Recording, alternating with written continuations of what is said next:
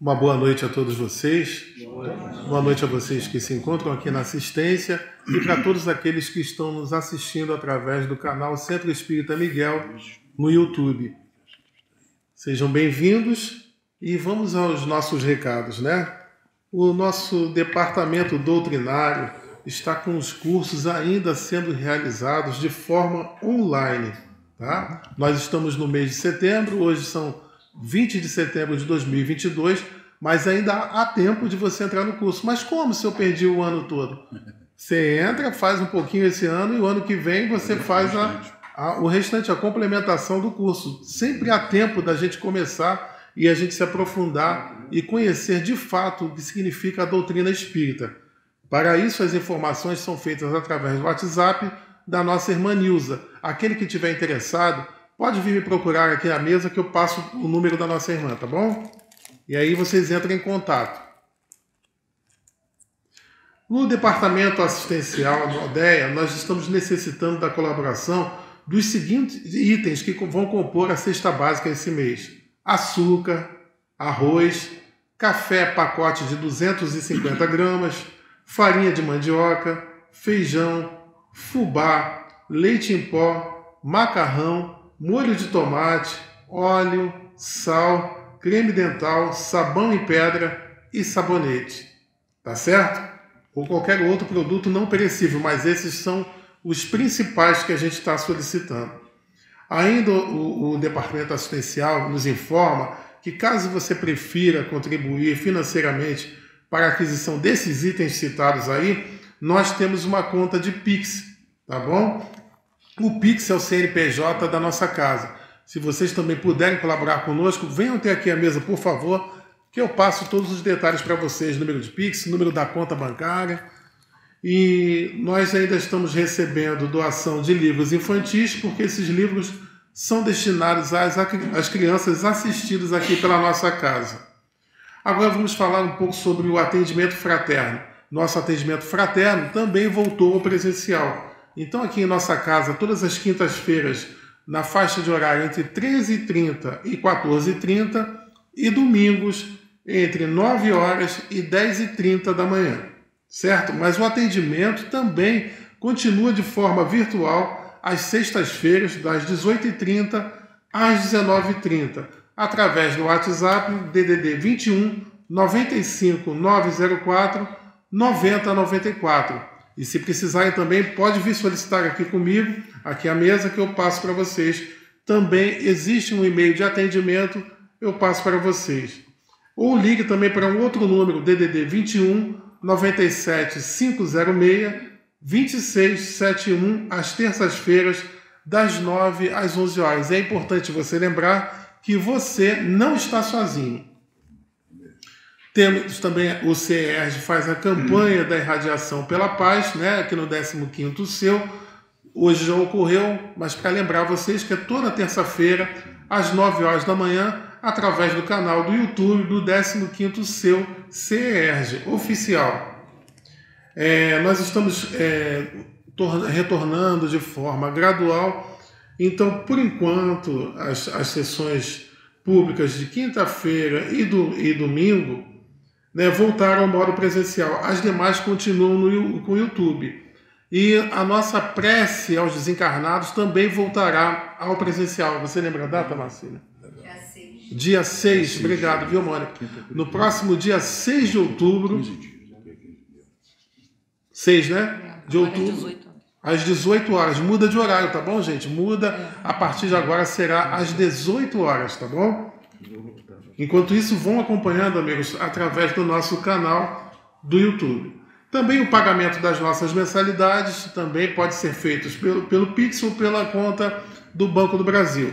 As informações eu passo aqui à mesa, tá bom? E lembrando que as nossas reuniões públicas, no caso ainda a Prece da Saudade, ainda continua no YouTube, mas as reuniões de sextas sempre às 20 horas no nosso canal do YouTube.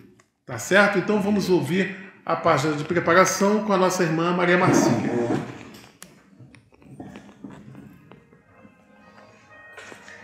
Boa noite a todos.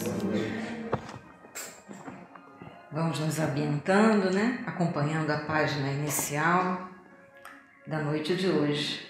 É do livro Fonte Viva, Psicografia de Chico Xavier pelo Espírito Emmanuel. Lição 141. Renova-te sempre. Ainda que o nosso homem exterior se corrompa, o interior, contudo, se renova dia a dia.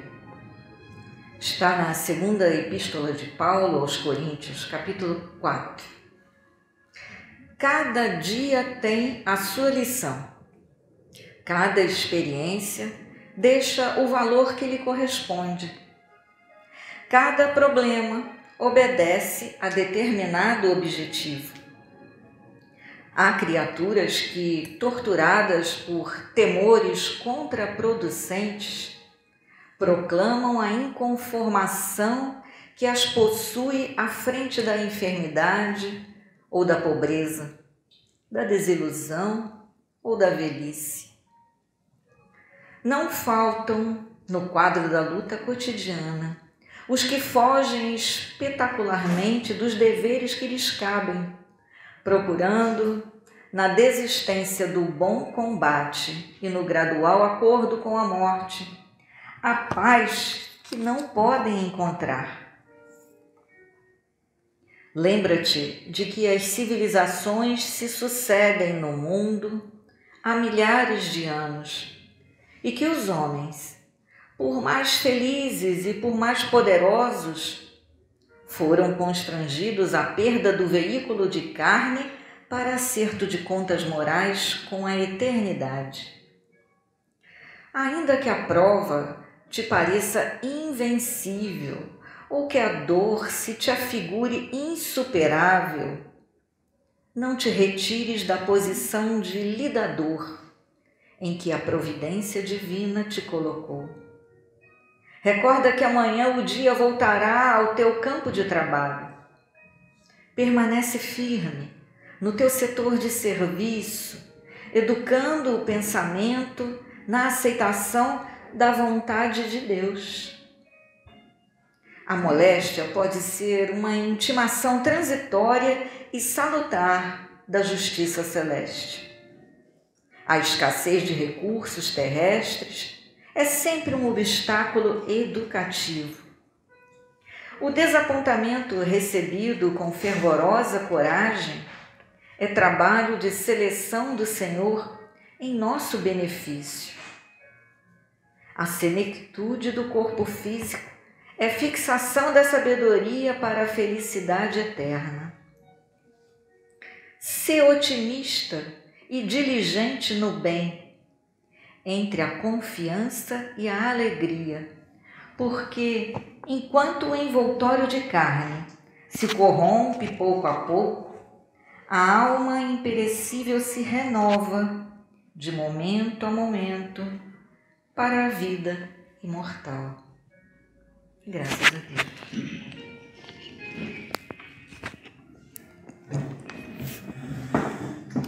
Graças a Deus.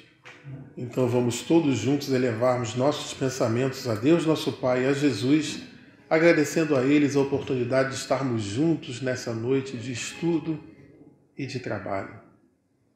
Mestre amigo, todos nós que nos encontramos nessa sala, encarnados ou desencarnados, os irmãos que estão nos assistindo através do canal do YouTube, estamos a conversar contigo, Mestre. Como disse antes, em primeiro lugar, para te agradecer a oportunidade, que é ímpar, oportunidade que já estamos recebendo desde o momento em que adentramos esse recinto, pelos passes que já estamos recebendo, pelo estudo que nos será ofertado e pelos cuidados que receberemos daqui a pouco nas câmaras de passe. Parece pouco, mas é muito, muito que estamos recebendo. Também sob os cuidados da espiritualidade amiga desta casa, a Catuíte, as irmãs Margaridas, a Miguel e a todos os demais abnegados trabalhadores que estão sempre na sustentação de todo e qualquer trabalho aqui. Obrigado por tudo, Mestre. leve, por favor, nosso agradecimento até Deus, nosso Pai, por tudo que Ele nos concede a cada segundo ou a cada microsegundo. E muitas vezes, entretidos aqui na matéria, poucos de nós percebemos. Mas o auxílio está conosco sempre. Por favor, mestre amigo, ainda dentro de nossos pedidos, que são sempre constantes, toca a fronte do nosso irmão João, que oferecerá para nós o fruto de seus estudos e de suas vivências nesta noite, conversando um pouquinho mais conosco sobre o Evangelho. Obrigado por tudo. Que assim seja. Graças a Deus, graças a Ti, Jesus. Então, com a palavra, o nosso irmão João.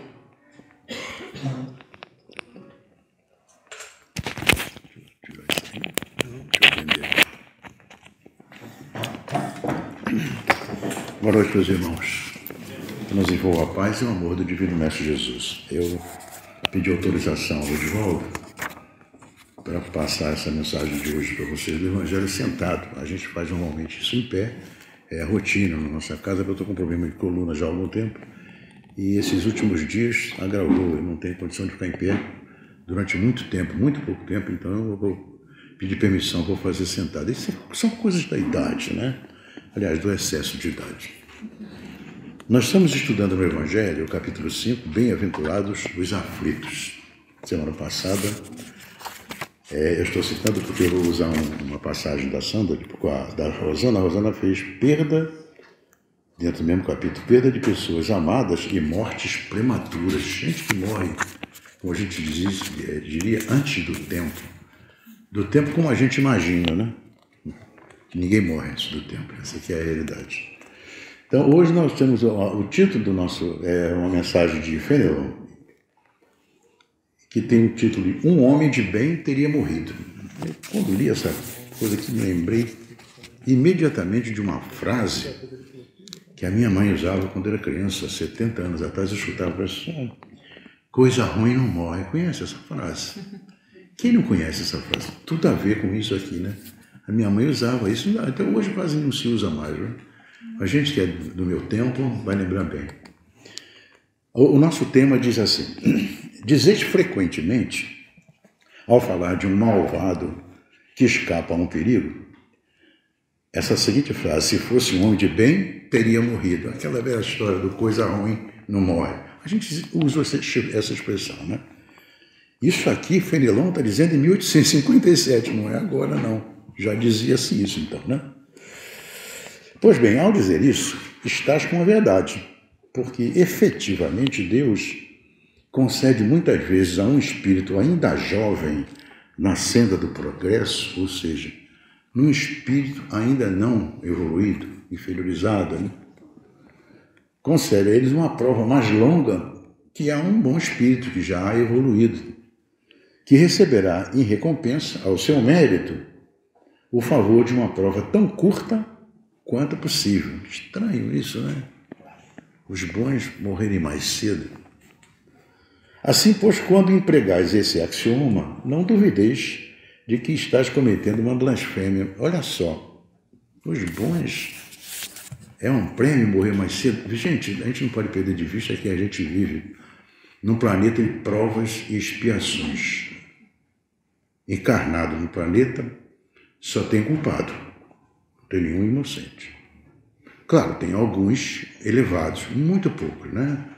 A maioria desse povo que está aqui, está indo assim, a maioria de nós está aqui numa prisão. O corpo, para o ser humano na Terra, é uma prisão do espírito. O espírito tem uma liberdade. Ele vai aonde quer, o espírito elevado. Ele vai aonde quer. Ele tem conhecimento profundo de muitas coisas que a gente, enquanto encarnado, não tem. Até porque, igual desencarnar, abre-se para ele aquele mundo espiritual onde é tudo superior, tudo mais fácil, tudo mais simples, né? Menos complicado.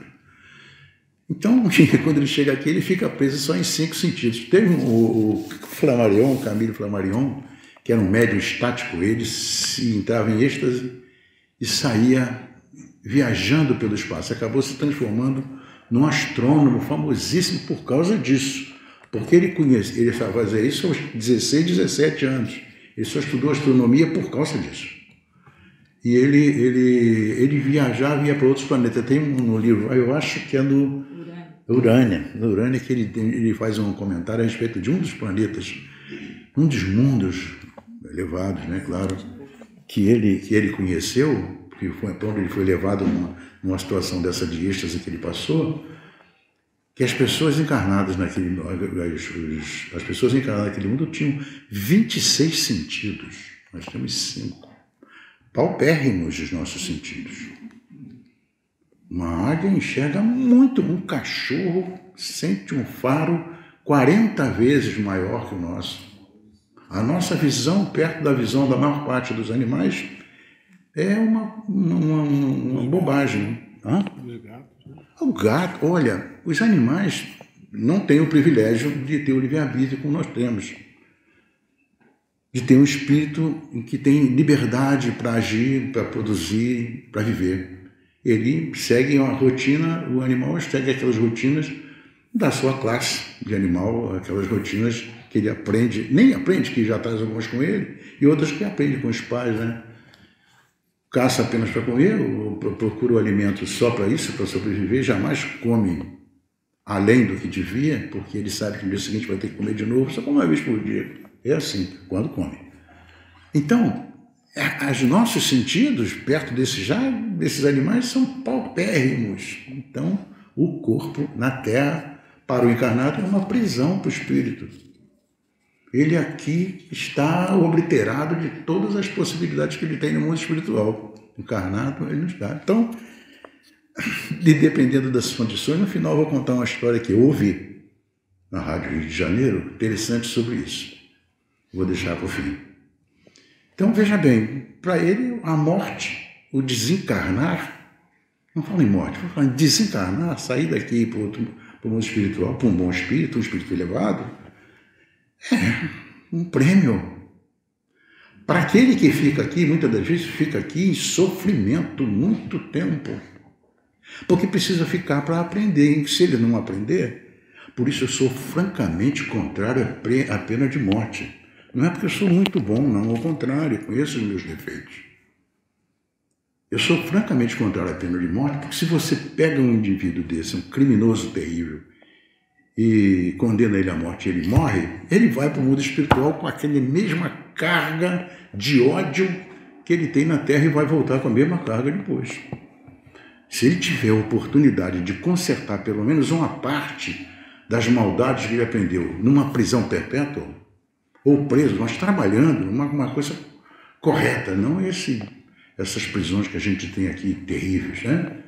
Ele tem uma chance de se arrepender de muita coisa que fez, de mudar os pensamentos, ou seja, de progredir um pouco, e quando for para o outro lado, não volta para cá na próxima encarnação, porque vai voltar com essas ideias de vingança. Quando a gente vê um menino de 10, 11 anos, com um fuzil na mão, no outro dia eu vi um de 12 anos, com um fuzil na mão, foi fotografado e tal. Fuzil perigosíssimo. Atirando em pessoas, matando, esse é gente que matou antes, na última encarnação, um monte de gente, está voltando e trouxe tudo aquilo de volta, não aprendeu. Então, quando a espiritualidade retira, o Pai tira da Terra um espírito inferior, está dando, porque ele já aprendeu, aí já não precisa mais sofrer. Agora, quando ele mantém na Terra um espírito que tira da Terra aquele espírito superior, é porque aquele espírito ainda precisa aprender, ainda tem muito que aprender para poder se melhorar, se elevar. Senão, aqui, fora daqui, ele não vai conseguir fazer isso. Só vai carregar o ódio que trouxe da Terra.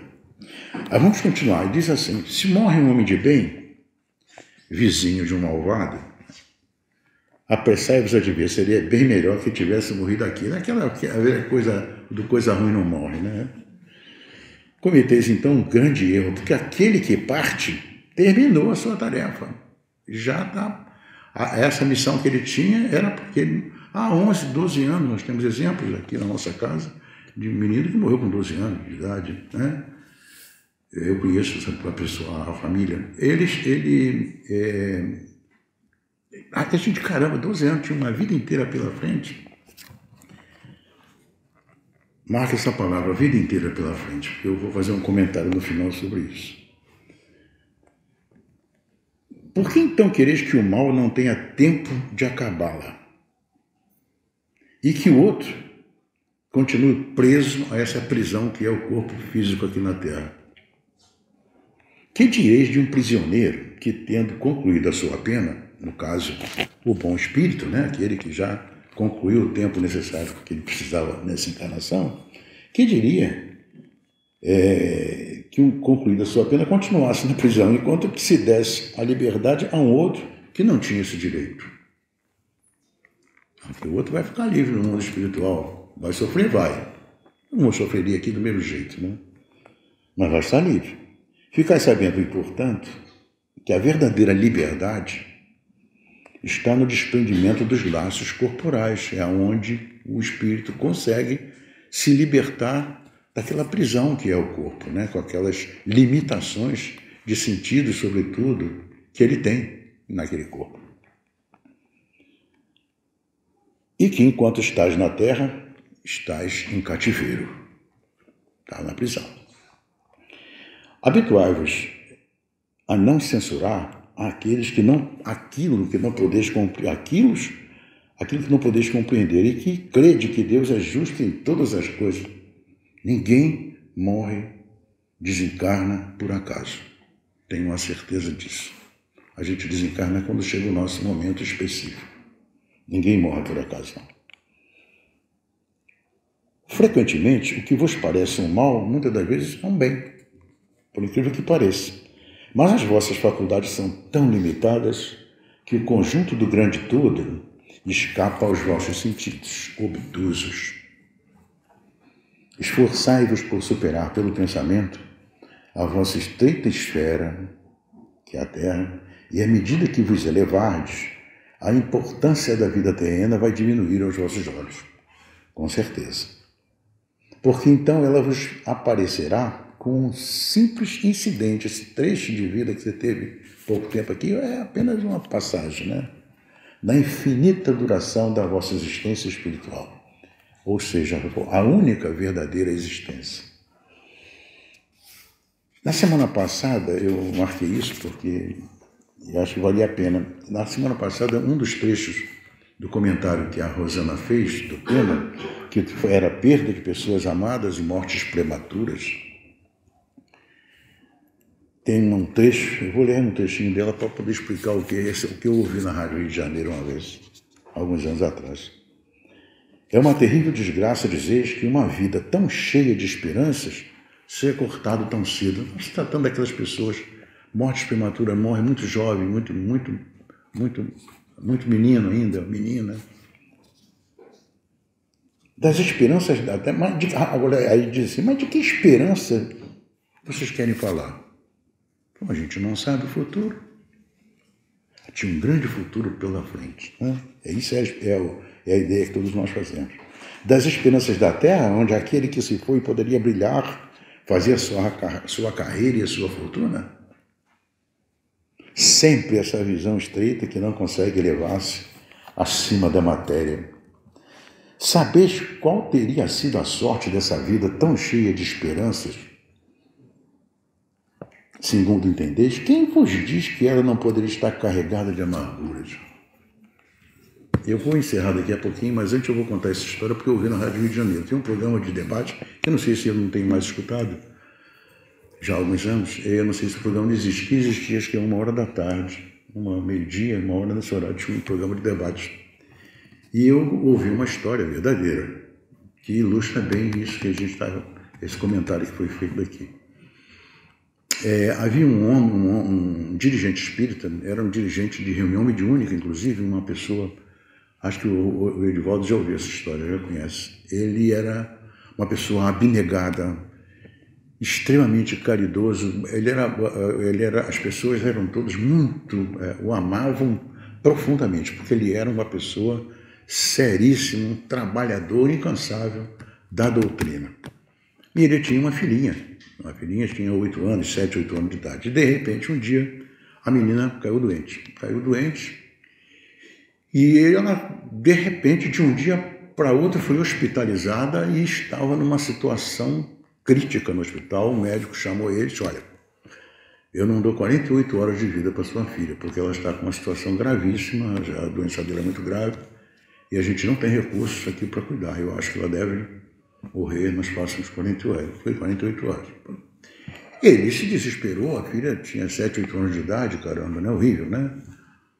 E ele foi para a reunião mediúnica daquele dia, e ali na reunião ele aproveitou e fez um pedido à espiritualidade que pudesse dar para ele, para a menina, uma moratória, e que ele cuidaria da criança, né, para evitar que ela desgarrasse na vida, enfim, que ele cuidaria dela e queria encaminhá-la sempre para o bom caminho. Ele dava bons exemplos, ser humano. Vamos encerrar a história aqui. A menina, aos 16 anos, a mesma menina, aos 16 anos, estava presa num reformatório para menores, traficante de drogas, e já tinha cometido um assassinato. Era esse o futuro que ele imaginava para ela? Claro que não. Os pais, a gente sempre espera para os nossos filhos um futuro brilhante, maravilhoso, mas a gente não conhece o futuro, mas ele conhece o nosso futuro.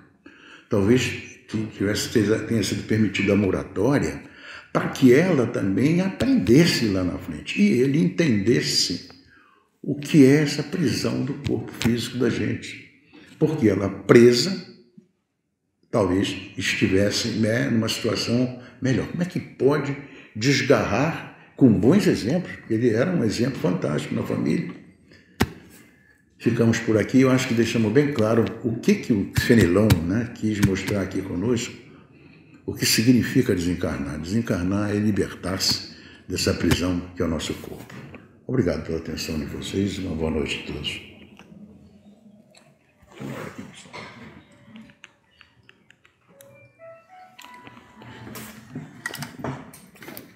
Obrigado, João. Então vamos mais uma vez elevarmos nossos pensamentos a Deus, nosso Pai, e a Jesus, mais uma vez conversando com Jesus. E conversar com Jesus nunca é demais. Mestre amigo, estamos aqui te agradecendo por término dessa primeira parte, pelo Evangelho que nos foi ofertado nessa noite, Evangelho esse, bússola renovadora de nossos pensamentos e de nossas atitudes. Cabe-nos, quando recebemos boas informações vindas dele, fazermos as nossas reflexões mais íntimas e assim pautarmos a nossa caminhada de forma melhor. Sendo o Evangelho essa bússola bendita, que nós consigamos segui-lo, mesmo dentro dos nossos altos e baixos. Mas com certeza o caminho será o melhor possível. Tudo que vier e passar por nós, para nós, entre nós, será compreendido de forma melhor. Obrigado por tudo, mestre amigo. Mais uma vez te pedimos, leve o nosso agradecimento até Deus, nosso Pai, por todas essas oportunidades que já até descrevi na nossa primeira prece, mas que continuam aqui. Agradecidos que estamos, por todo esse envolvimento vibratório que estamos vivenciando aqui e vocês que estão vivenciando em casa, concentrados, pedindo também pelos nossos irmãos médios passistas que logo, logo estarão atuando nas câmaras de trabalho, que todos, cada um deles, seja assistido por essa espiritualidade benfazeja e que todos nós possamos sempre sermos bons instrumentos, mestre amigo. Sendo assim, sob a tua luz, estamos encerrando a primeira parte dessa nossa reunião da noite de hoje. Graças a Deus, graças a ti, Jesus. Quanta luz